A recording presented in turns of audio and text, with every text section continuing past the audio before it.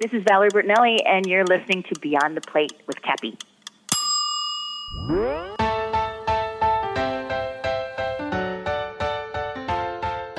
It's that common denominator of, not appreciating what you have when you have it, and then thinking that, well, if I just lose 10 pounds, 20 pounds, 30 pounds, I'll be happy. And that's not true. It's just not true. Season 3 of Beyond the Plate is presented by Martin's Famous Potato Rolls. Hey everyone, this is Cappy, and you're listening to Beyond the Plate, a podcast where I sit down with the world's culinary elite to explore their journey with food and their passion for giving back. Every episode, we share inspiring stories of what it means to be in today's hospitality industry. This season, we welcome a group of celebrities that have a connection to the world of food. Whether they host a food show, have a cookbook, or simply give back through food, we're excited to have them join us on Beyond the Plate. A big thank you to last season and again this season partner, formerly Aisle 8 by Flavor Gallery and now called Beyond the Plate Tees. They supply all of our signature hats and t-shirts to our Beyond the Plate guests. After teasing this merchandise during Season 2, it is now available to all of you. Check out beyondtheplatepodcast.com and click on Apparel to get yours. Okay, back to it. For this episode, we sat with Valerie Bertinelli. Such a nice conversation with her. She has had a big appreciation for food long before her acting days, her early acting days. We talk about that. We talk about the relationship with food all the way from when she was growing up with her family to today. She was married to Eddie Van Halen and has a son named Wolfgang that we talk a lot about, which is quite interesting.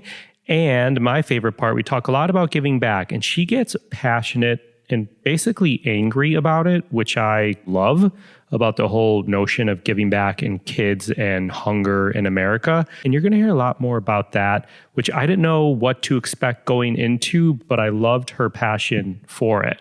Anyhow, the more formal stuff. Valerie Bertinelli is a Golden Globe award-winning actress and best-selling author.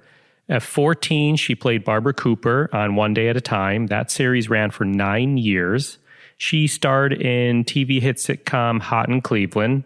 She's had Valerie's Home Cooking on Food Network for 8 seasons. She's currently co-hosting Kids Baking Championship alongside Duff Goldman.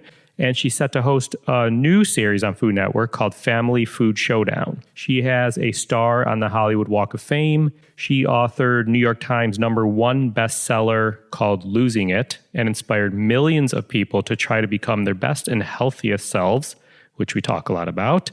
And then in 2009, she wrote a follow-up to her first book, which is called Finding It and Satisfying My Hunger for Life Without Opening the Fridge. In October of 2012, she released a cookbook called One Dish at a Time. In October 2017, she released another cookbook called Valerie's Home Cooking, which was #1 on Amazon for celebrity cookbooks. And she says her best and favorite production is her son, Wolfgang, that I mentioned earlier, who achieved his own fame as the bassist for legendary rock group Van Halen on its 2007-2008 North American tour. Valerie lives in Los Angeles with her husband, Tom. I'm going to stop there, but please enjoy this conversation as we go beyond the plate with Valerie Bertinelli. Hi, how are you? I'm doing well. How are you? Very well, thank you. Thank you for taking the time to talk. I greatly appreciate it. So last time we were going to talk, you're LA based, but you were actually in New York. And I was going to ask you this question about New York, and then I was going to take it away. And I'm like, no, I still want to know, because you are probably in New York often. Do you have a favorite spot in New York that you can't miss, like food-wise, when you're there? Oh, I don't. I used to like have to go to Il Molino or have to go to Il Cantinore. Yeah. But now, I maybe La Conda Verde, but I kind of call my girlfriend Kate Crater and I say, okay, where are we eating?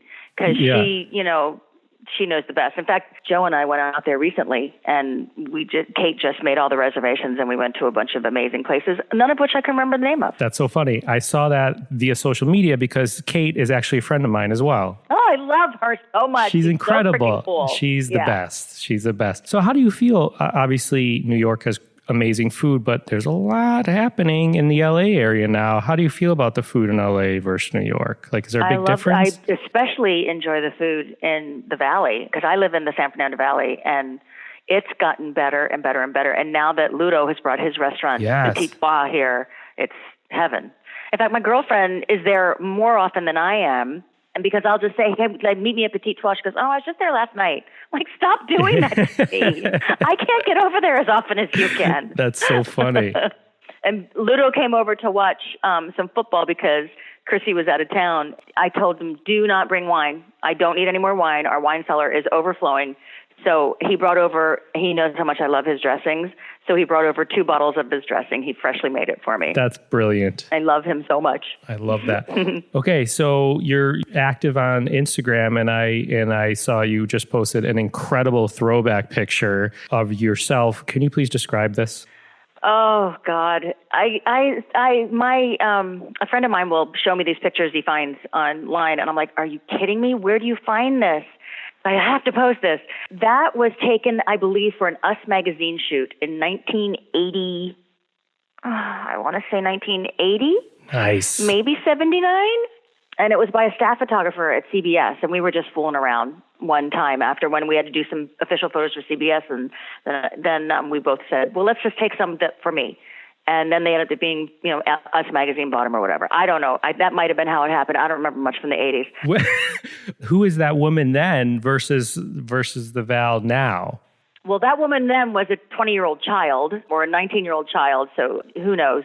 It's like a whole other lifetime. I don't know if you feel the same way about, you think about anything that you did a couple decades ago. I mean, this is more than a couple decades ago for me, but it feels like a whole other lifetime ago, or a whole other life, a whole other book in my life that I've moved on to, not just a new chapter, but a whole new book in the book. Yeah. You know what I mean? My wife and I had newborn twins 4 months ago. Congratulations. Thank no you. Sleep, right? So you're talking about decades ago. I'm like, wait, what about like 2 days ago? Because I don't really remember. Okay, so I want to talk a little bit about growing up and family and food. Have you always had a connection to food? Always. Even before I was acting. My grandmother, I would go over to my Aunt Adeline's house. My grandmother would be cooking in Adeline's basement, and she'd be making bread or gnocchi or cappelletti, and she knew that my absolute favorite soup was the cappelletti on brodo.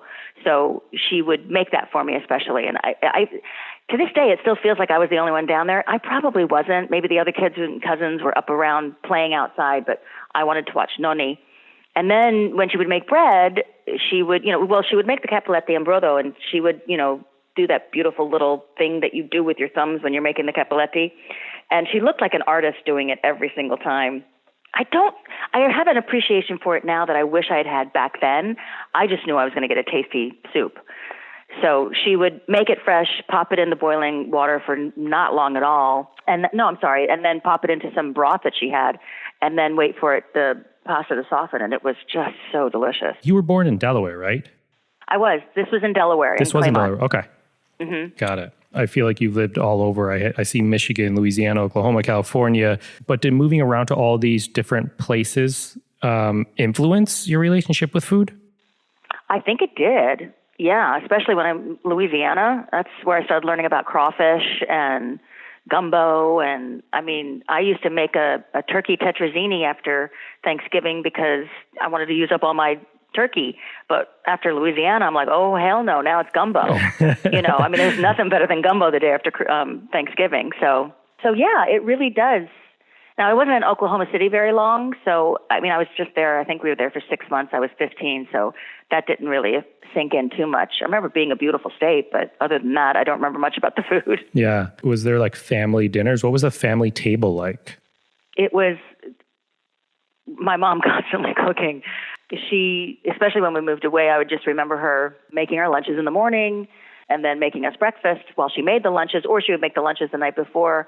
And then when we came home, we were to do our homework and then go out and play, and she'd call us back, or we'd come back by the time the sun goes down, and there was a fresh meal. It was either risotto with, unfortunately, she would put liver and gizzard. She would use, if she had roasted chicken the night before, then she would make risotto the next day because she used all the neck and the gizzards and all that stuff to put into the risotto. And I would always eat around it because the tomato sauce in the risotto was great, but I didn't like the liver and the giblets and the gizzards and stuff like that. And so your mom, she's a mentor of yours in the kitchen? She actually is. And I don't know that I've ever given my mom enough credit because now I'm in awe of what she did. She had 4 kids, never had a microwave, and cooked, 3 meals a day, every single day, cleaned the house, did everything. She was really kind of amazing. What was the first thing you ever remember her cooking in the kitchen? Lasagna comes to mind. And now, granted, my mom is English-Irish, and my grandmother, my nonni, did not want my father marrying her, did not like it at all. And I don't know that my mom has ever said this, but I think my mom wanting to learn how to cook from nonni is probably what drew them closer together. Because in the end, I never knew that my nonni didn't like my mom because they were always tight and my nonni was always over. But I think my mom might have smartly used that and said, will you teach me to cook? And I'm going to have to ask her now because I can think that's the only reason, because my mom was an amazing Italian cook. So she had to learn it from somewhere. She certainly didn't learn it in Jersey from her dad.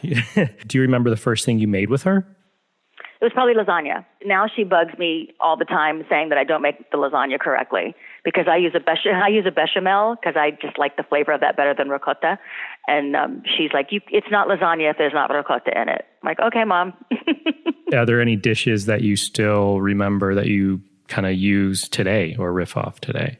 Yeah, she used to have this 10-inch pizza pan, but it had a very small lip on it. And she used to make this, she said she got it as a special with something. Because I tried to find one. You can't find them anywhere. And now you can find a tart pan that's 10-inch, but not this particular pan that my mom had. And she used to make this really thin kind of pizza cherry cheesecake.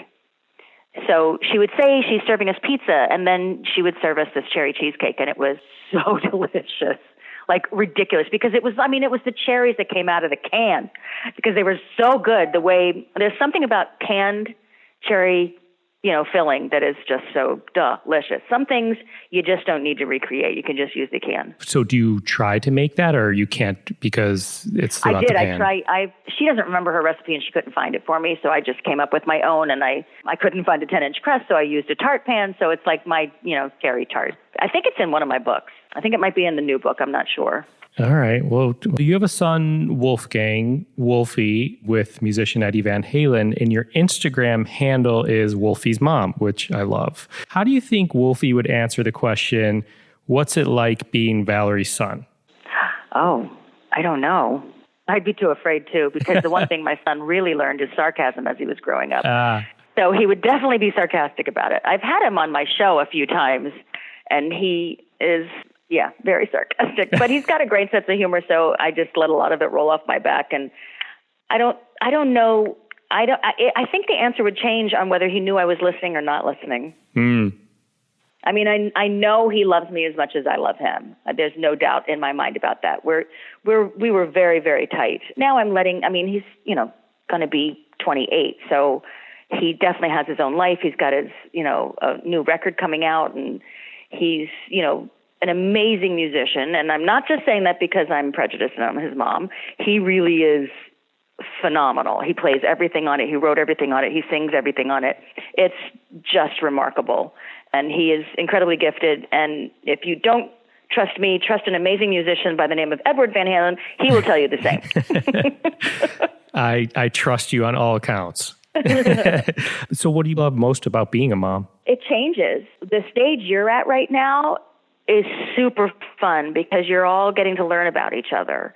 And I'm sure the love in your heart must just be swelled over. Like you don't know how your heart is actually fitting inside your chest. It's so big and with so much love for these babies, right? You got it.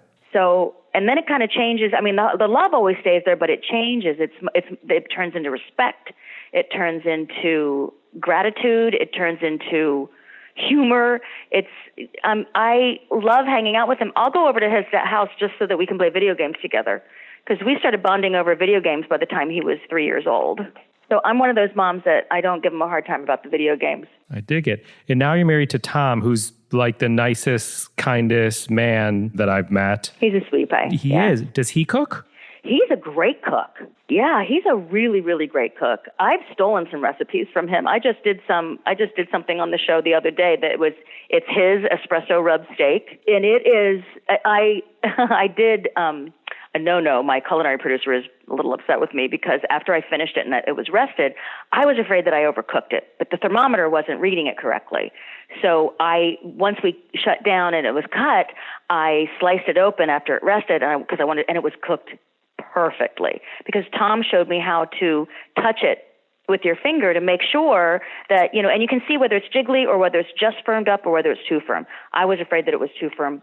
However, it was perfect. And because I had already sliced into it, some of the crew members were there smelling it the entire time I was sauteing it and searing it. So I said, oh, here, you want a bite? And within, I don't know how many seconds, 30, 45, the steak was gone. It was a 2-pound steak. It was gone. And every single one of them, I'm going to come making that tonight. That is the most made steak I've ever tasted in my life and blah, blah. And it truly is. And I stole it and I put it in my cookbook and it's called Tom's Espresso Ribeye. Amazing. I'm going to look into that for sure. It's so delicious. My mouth is watering just thinking about it right now. What was the first meal you cooked for him? Do you remember that? I do. It was at my brother's house. Pat and Stacy, with his wife, Stacy, and we had just met, I think, the night before or the whatever, and they live in Arizona. And at that time, Tom lived in Arizona. And we were just making a bunch of hors d'oeuvres. I made this crostini. It was super simple crostini with garlic rubbed bread, a sliced Italian or sourdough loaf, whatever you want, a little slice of mozzarella, and then a slice of prosciutto just rolled up or, laid ribbon-wise, and then you heat that under the broiler until it all comes to melt, and then you put a fresh basil leaf on top. And so I made that, and he started helping me. Yeah, that's the first thing. I'm just thinking, I haven't made that in a long time, and I really loved it. Bringing it back. But super simple, one of those really simple hors d'oeuvres that you can make while you're all hanging out. Yeah, absolutely. Those are the best. I love taking like 2 or 3 ingredients, whatever it is, and people are like, what is this? And I'm like, it's only this, and this. They're like, oh, I could do that. Because isn't it always about how good the ingredients are? I mean, Ina Garten is a genius, not only because she writes the best recipes, but because every single one of her recipes that I've made always comes out exactly the way she says it's going to. But she's right. Yep. The simplest, most beautiful ingredients is what's going to make your dish good. Absolutely. You wrote 2 books on weight loss, and you never really shied away from the topic. So in 2008, there was a book called Losing It and Gaining My Life Back 1 Pound at a Time. And then there's a follow-up in 2009, correct me if I'm wrong, called Finding It and Satisfying My Hunger for Life Without Opening the Fridge. So my question, if you were to complete the trifecta today and write the 3rd, what would the final piece of the trilogy be called? I was going to say that was who I was then. Yeah. Because, God, your life changes. My life has changed so dramatically. Every decade feels a little bit different. I mean, I feel like the 90s were just about me being a mom, and the aughts were about me being a single woman and a single mother. And then the 2010s was about me, finally taking the weight off and thinking it was going to be that way forever. And then finding out it's not that easy. If you don't take care of your emotional life and what's going on and what's happened to you your entire life, those ghosts will come back and bite you in the butt. So now I guess my journey is quieting the ghosts. Nice. So that I can really live this life that I'm really enjoying.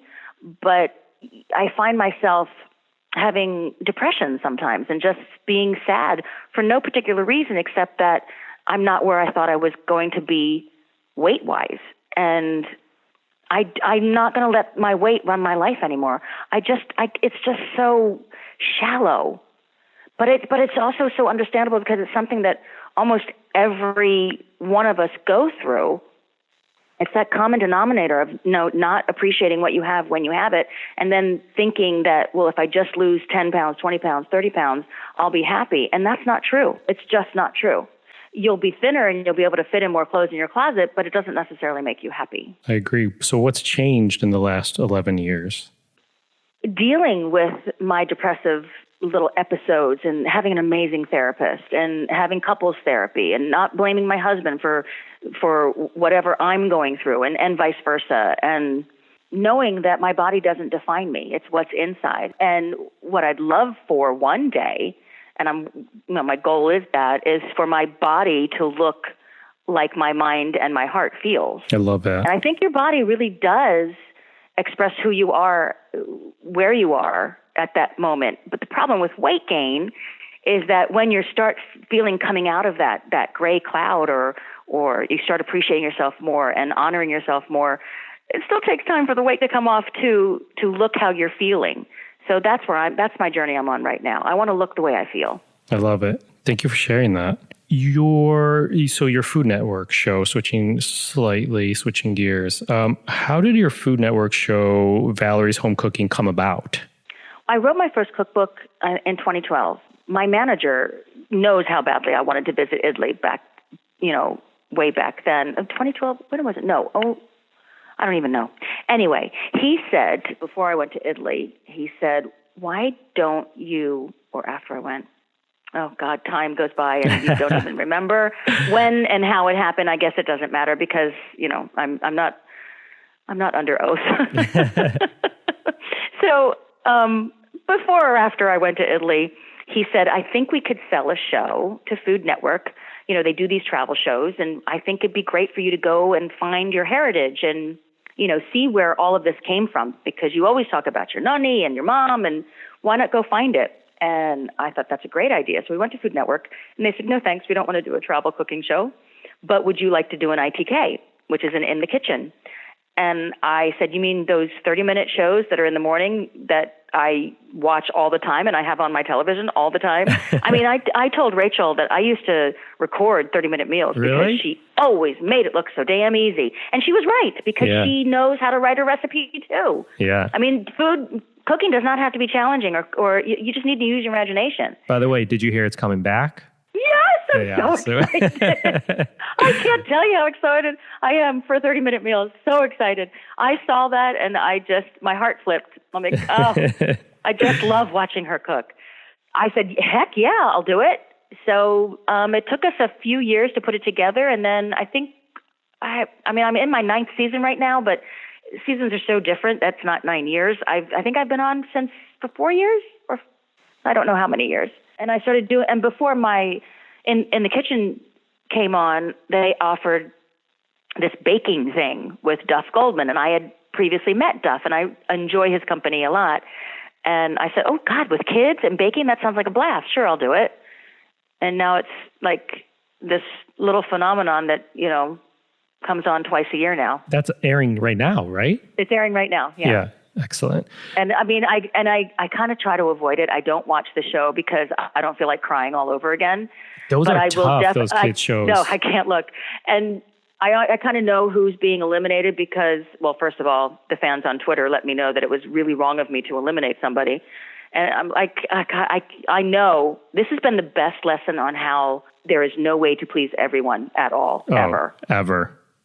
We did a couple kids shows, and it was like, I don't think I've ever seen Rachel as stressed as she was during those kids shows.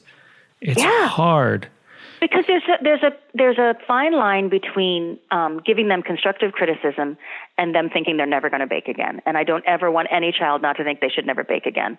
So it's really, really hard to give someone constructive criticism and also eliminate them at the same time. This is why I have Duff do the elimination. I was just going to say, who does that? And he hates me for it. He's good. He's good, though. Mm-hmm. When you received the In the Kitchen show from Food Network, were you ever concerned people were going to be like, what makes Valerie an expert in the kitchen? Or were you just like, absolutely. No? Yeah. Because I'm not an expert in the kitchen. I only know what I know, and I can only share what I know. And I hope it's interesting enough that people will want to tune in and learn from me what I do know. And I think it's been helpful. My main goal is to make cooking look easy. I'm not a trained chef. I'm a cook that's been cooking since I was a young kid, just playing in the kitchen with my mom or my nonni. And then beyond that, I moved out on my own when I was 18 or 19 and just cooking for myself and learning what I liked and learning how to cook and, recipes that I had learned through, my parents and through my mom and then through people that I met and then through my mother-in-law, Mrs. Van Halen, learning all these amazing Indonesian dishes and how she made coffee, and she made the best coffee ever. Like, how did you do that? And just learning. And then all the things I learned, I like to then pass on to people. Nothing should be a secret. Agreed. Okay, so if you're hosting the ultimate dinner party at your home, who's getting a seat at your table? Oh, my God. I hate this question because I always say the stupidest people because, I mean, it'll show you how shallow I am. I can't wait to hear. No, but, and then it's just so silly because this is the thing that everyone always says. They want to talk to Jesus. I'm like, and he was a real guy. So I'm just like really like to pick his brain. All right. And say, dude, if you're going to come back, can you come back and tell all these people that they're doing it wrong? Yeah. That this isn't what you meant by Christianity? I mean, you know, he was for the little guy. He was just, anyway, sorry. I'm not getting political or religious, but I would love to talk to Jesus and say, please do something about these people that follow you. So what are you cooking for him then? I'd have to find out what he likes first. We're getting and deep here. I have no idea what Jesus would like to eat. Because the thing when I do invite people over, Jesus, are you listening? I do like to find out what it is. I mean, I don't want to cook anything that if they're a vegetarian or a vegan, I don't want to make the coffee rub steak. So I would like to know a little bit about who's coming over before they do. Yeah, that's fair. That's fair. Okay, so I want to switch topics to social impact and giving back because a big part of this podcast, we do these like Chefy Chef seasons, and I love to share stories about what these chefs do to give back because I think they're more than what they put on a plate, and I don't think enough people that go into these restaurants understand how giving they are. But you know what? Thank you, because they really don't. Every chef that I know worked for No Kid Hungry or, I mean, anything that will feed people, which, by the way, it shouldn't be so difficult to feed the people in our country. Thank you. Or even the people of the world. I mean, if you want to just focus on our country, there shouldn't be places like Blessings in a Backpack, which is an amazing organization. No, I've been giving to for a few years. They are the people that put backpacks in kids' hands so that they can go home and their whole family can have something to eat over the weekend. And why we are cutting back on food programs in school is unforgivable. I mean, this is where some children, that's the only meal that they're going to get. How can so many people be so, I'm not going to swear on your podcast. You can. So cruel to think that these are, what do they call them, entitlements? That's not an entitlement to make sure somebody has a full belly. How do you learn without a full belly? I get so crazy. I mean, the way I grew up in school, there was breakfast there. Gratefully, I didn't need it. My mom made everything. But there was breakfast, and there was lunch, and there were hot meals, and all the kids got fed. Why are we not doing this? Why is not every school full of nice, warm meals for these children, breakfast and lunch? So Blessings in a Backpack is one of my favorite organizations because they make sure that these kids get fed. But it shouldn't be up to organizations. This is just something we should be doing.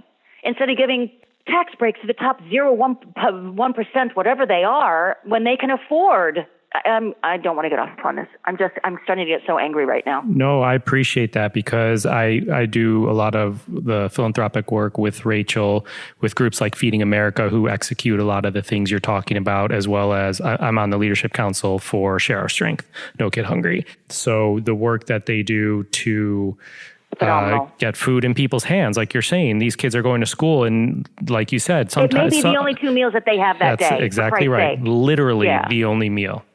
Like most of these people that don't like entitlements, I hate, and they're not entitlements for Christ's sake. A meal shouldn't be an entitlement.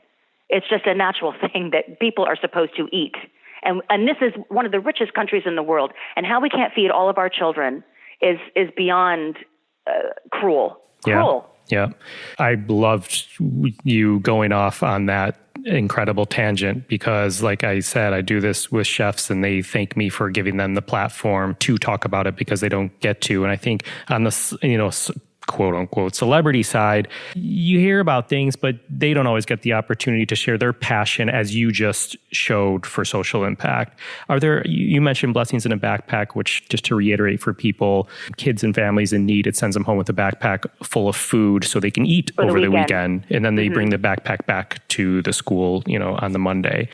Are there other organizations or foundations? I know you've done a ton of philanthropic work. Other organizations you support, and why do they matter to you? Clearly, what you just spoke about is amazing, but are there other ones as well? There was an organization that I was working with a few years back, and unfortunately it's no longer in existence. But what it did is it worked with kids that were aging out of foster care. This is another group of children that nobody pays attention to and nobody listens to. And these are people that you just give them one little tiny leg up and they can change the world too.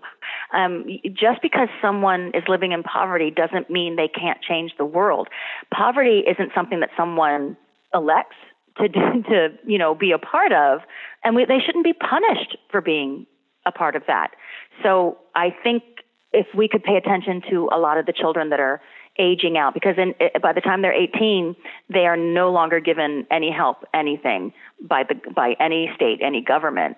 And I don't know if you remember what you were like when you were 18, but I thought I could live on my own, but I also was working from the time I was 12, so I had money saved up. A lot of these, kids don't have all of that, and they don't have parents that are helping them. I'd actually be interested in finding another organization that does help children with aging out of foster care, because it's not their fault. I am going to keep my eyes and ears open, because I feel like, for real, that's incredible. And the passion that you show. It's a whole forgotten part of our community, our foster children aging out. Yeah, absolutely. Was there a moment that changed when you decided to give back how you give back? I want to give back more. I find I get paralyzed sometimes, though, because I get this magazine called The Week, and in the very back of the magazine, it has its charity that they think needs to be elevated for that week. And that's how I found Blessings in a Backpack. I get kind of, I don't know what to do anymore, because there's so many people that need so much. And I don't believe smaller government is helping us, because our government isn't smaller, and it's not helping us. It's just giving more money to the rich and leaving the rest behind. Okay, lightening things up, switching gears, winding it down a little bit. Let's do a fun little speed round, maybe. I have about 6 questions. They're pretty easy. What did you have for dinner last night? I didn't have dinner last night because I ate too much on my show when I was filming. So I was done eating by 4:30 when I was finished on the show. And what I made on the show was a pisci pasta with a carbonara sauce and tiramisu and just a nice misticanza salad. I love that pasta from Tuscany.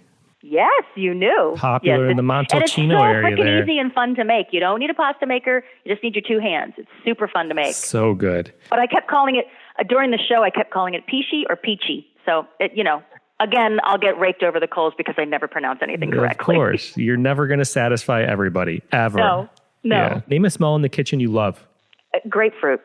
Oh, interesting. I have a bunch of, I keep all of my citrus out on my table so I can just grab it whenever I want it. I like that. Name a smell in the kitchen you hate.